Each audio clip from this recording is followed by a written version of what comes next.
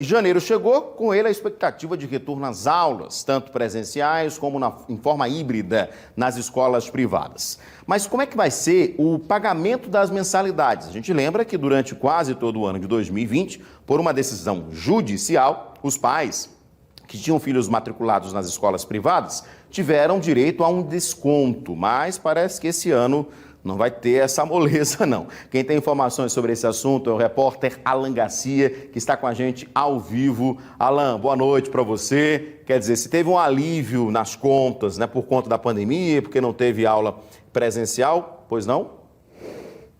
A gente vai trazer agora como é que vai ser cobrado, né, a mensalidade agora para o ano de 2021. Não vai ter aquele desconto. Como é que as escolas vão poder cobrar? Se não tiver aula presencial, vai cobrar do mesmo jeito? Boa noite. Oi, Edson, boa noite para você, boa noite a todos que nos acompanham nesta segunda-feira. Eu já vou chamar aqui para a nossa conversa o Eduardo Costa, o doutor Eduardo Costa, que é advogado especialista no direito do consumidor. Nós estávamos conversando aqui exatamente sobre o direito, né, doutor Eduardo, dos pais nessa questão do pagamento. Porque ano passado tivemos esse desconto, porque os alunos não foram para a escola por causa do ensino híbrido, né, dessa modalidade, mas a gente retoma o ano. E o Sindicato das Escolas Particulares anunciam que vai haver um revezamento. Alguns vão para a escola, outros assistem em casa e assim será esse começo de ano. Como é que fica esse desconto? O desconto permanece, a Justiça tem que se posicionar mais uma vez para determinar o que é que vai ser feito. Muito boa noite para o senhor. Boa noite, Alan. Boa noite aos telespectadores da TV Pajuçara. Veja, essa é uma questão ainda um tanto quanto polêmica, porque o decreto do governo do Estado, que foi anunciado para a retomada das aulas presenciais, ele ainda não foi publicado. O governador já tinha falado na retomada das aulas com pelo menos 50% na rede privada. Dos alunos na rede privada retornariam à sala de aula. E a decisão da Justiça Alagoana, que ainda está em vigor desde o ano passado, ela foi proferida num cenário em que não haveria aula, de fato. Então as pessoas estavam em isolamento social, e, portanto, as aulas estavam sendo prestadas remotamente. Agora a gente tem um outro cenário, e é nessa interpretação de que, né, havendo o retorno presencial, ainda que em caráter de revezamento, é a interpretação do setor, enfim, das escolas, que defende que não deva haver a incidência do desconto. Mas a questão é, não houve decisão especificamente contemplando esse aspecto. Então, creio que essa questão vai acabar sendo submetida novamente à Justiça Alagoana. O senhor, como advogado, tira essa dúvida.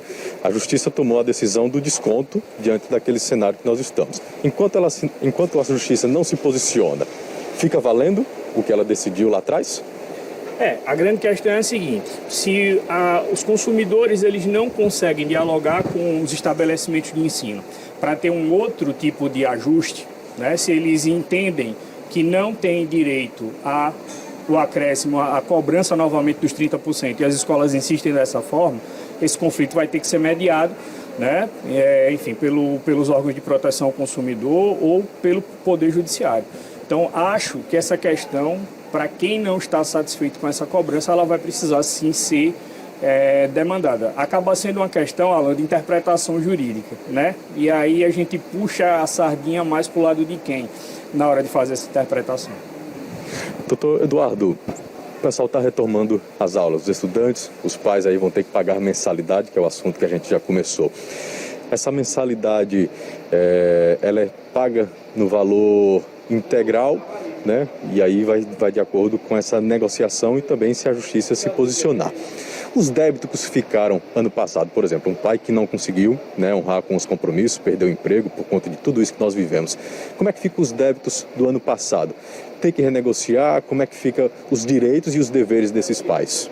Bom, nenhum estabelecimento de ensino ele é obrigado a renovar a anuidade, né, dos estudantes de um ano para o outro, ou no caso das faculdades que trabalham em regime de semestralidade. Então não há a obrigatoriedade de se renovar a matrícula para o próximo ano ou para o próximo semestre diante da inadimplência desse consumidor. Então, mesmo com todas as excepcionalidades que vivenciamos agora em 2020, o correto é que responsável, né, ele procure a instituição, enfim, a escola, para renegociar esse saldo devedor e poder se matricular, fazer a matrícula do seu dependente no ano de 2021. Existe, o que é que o senhor está olhando assim e acha que vai dar mais dor de cabeça nesse retorno diante de alguns estudantes voltarem às aulas, né, outros permanecerão em casa assistindo às aulas pela internet? O que é que o senhor acha que pode dar mais dor de cabeça nesse retorno? Dentro desse âmbito, desse assunto que nós estamos tratando aqui. Veja, acho que essa é uma questão que acaba entrando mais no aspecto pedagógico, né? Eu acho que como prestação de serviço, as escolas tendo um quantitativo presencial e prestando a mesma aula, né, para aqueles que estão em casa, tendo toda a adaptação tecnológica, acredito que do ponto de vista pedagógico, né, não deva ter nenhum problema. Digo isso na perspectiva jurídica, mas dessa construção de ensino-aprendizagem, enfim, eu não me sentiria muito à vontade para aprofundar nessas questões, mas eu acho que como houve adaptação, né, ao ensino remoto, os professores ao vivo, enfim, lecionando para os seus alunos, acredito que ter uma parte na sala e uma parte à distância não vá causar nenhum prejuízo para os estudantes nessa situação. Doutor Eduardo, o Edson Moura está lá no estúdio, quer fazer uma pergunta para o senhor, eu vou receber e repasso. Edson, pode falar. Isso, dá boa noite ao advogado e também perguntar a ele o seguinte, ele falou agora exatamente isso, né? Possivelmente a gente vai ter, Alan, a aula híbrida, ou seja, uma parte dos estudantes vão ter aulas presenciais, outra parte vai ter aula virtual. E pelo que a gente está ouvindo dos decretos, dos comentários e até mesmo nas escolas, essa decisão também vai ficar por parte dos pais. Se o pai não quiser, por exemplo, que o filho vá para a aula presencial, ele pode pedir desconto ou isso tem que ser algo exatamente que venha, por exemplo, na justiça, já que foi uma medida uma incentivada pelo Ministério Público, essa ação do desconto aí, é uma medida coletiva. Ou o pai tem direito desse desconto ou a escola não é obrigada a dar um desconto caso o aluno não esteja tendo aulas presenciais? O Edson quer saber o seguinte, doutor Eduardo. Vai ser uma opção, né? O aluno, aquele pai que quer que o filho volte para dentro da sala de aula. O Sindicato das Escolas Particulares de Alagoas já deixou isso bem explicado.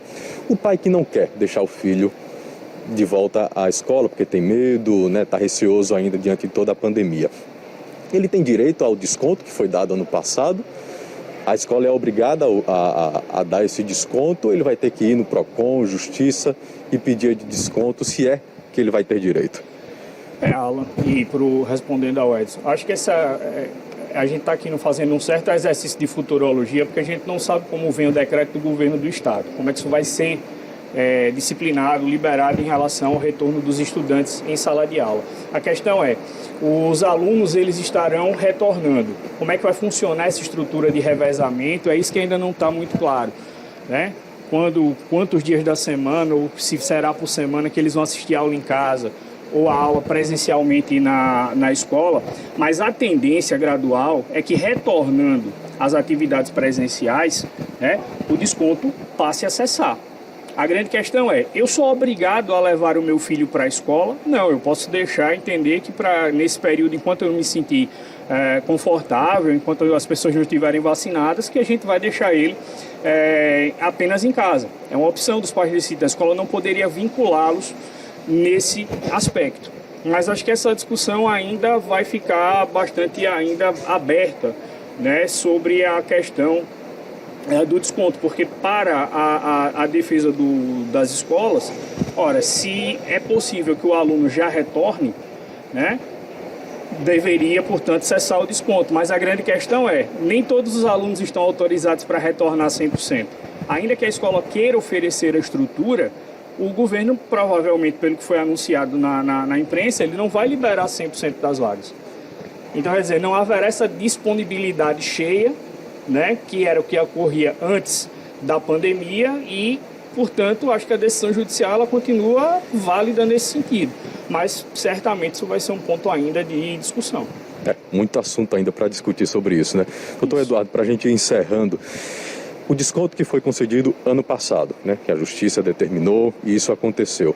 A escola, agora, pode reaver o que foi descontado ano passado, que ela não recebeu? Não. O contrato do ano de 2020 ele foi celebrado entre os pais e a escola dentro de um patamar, né? Em razão de um fato alheio à vontade, à ideia, à previsão de qualquer pessoa, veio a pandemia e aí o Poder Judiciário determinou um valor, digamos, plano para a redução desses valores. Então, esses contratos são regidos dessa forma. A partir de agora, a gente está falando de um novo contrato da nova realidade, que é o ano de 2021. Doutor Eduardo, muito obrigado pelos esclarecimentos do senhor aqui. Bom, Edson, a gente viu aí, né? Tem muito assunto ainda a ser discutido, muitos detalhes que precisam ser esclarecidos para que os pais comecem a se sentir mais seguros, tanto em relação à parte da saúde e principalmente também da economia, né? Mensalidade volta aí nesse início de ano. Todo pai que tem ali a criança que já está indo para a escola fica preocupado e já tem que se organizar. Vamos aguardar esses decretos, essas decisões e vamos continuar discutindo aqui com os nossos telespectadores. Eu volto com você.